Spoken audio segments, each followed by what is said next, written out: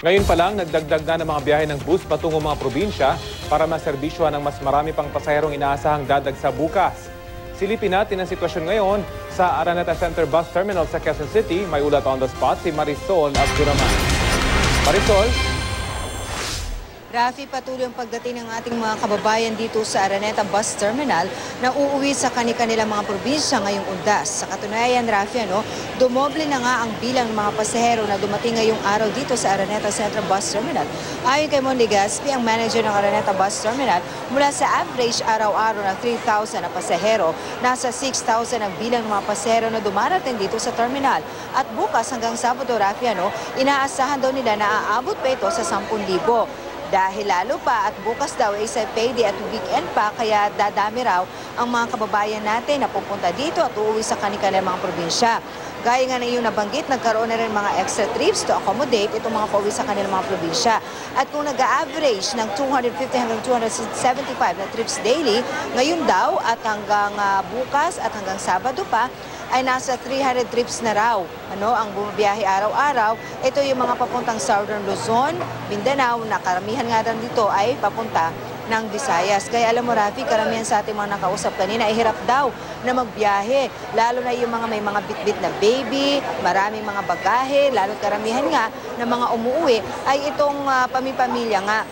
Meron din mga delayed trips dahil late din dumating ang mga bus na kanilang sasakyan papuntang mga probinsya. Ganun pa man, daw ganito kahirap ang biyahe, tsaga-tsaga pa rin. Ang importante ay makauwi raw sila at sana nga daw ay wala na mga delay pa sa kalsada para hindi naman on time naman ang kanilang pagdating doon para sa undas. Ayon si LTFRB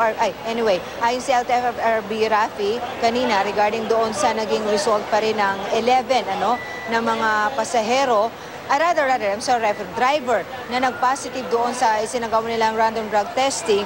Isa sa ilalim pa naman daw ito sa confirmatory test. Kinumpirma na rin ito sa atin ni Jason Salvador, ang tagapagsalita ng LTO.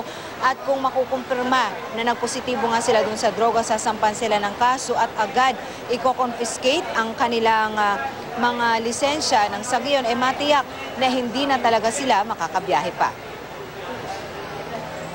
Mahirap na mahirap kasi yung schedule sa namin, ticket, 8 nandito na kami sa terminal. Pero ang namin, alas 9. Ano oras na ngayon? Mahirap po. Punuan eh. Pero nagpa-reserve kayo? Opo. Nagpa-reserve.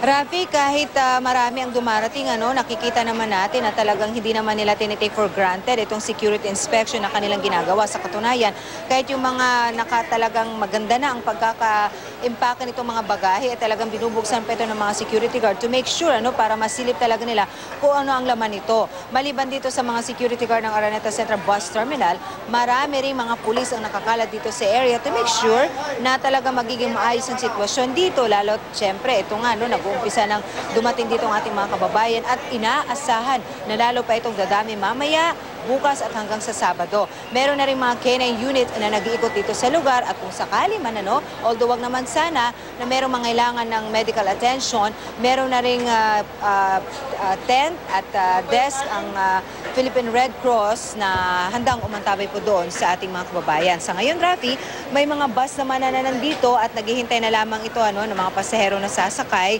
kasi kanina earlier talagang nagkaroon ng maraming tao dito sa likuran natin, dito sa ating kinaroroonan dahil nagkaroon ng delay sa pagdating ng mga bus. Pero sa ngayon, may mga bus na dumating kaya unti-unti na rin nag-aakyatan yung mga kababayan natin na as early as 4 at 5 a.m. nandito na naghihintay ng kanilang mga biyahe. Rafi.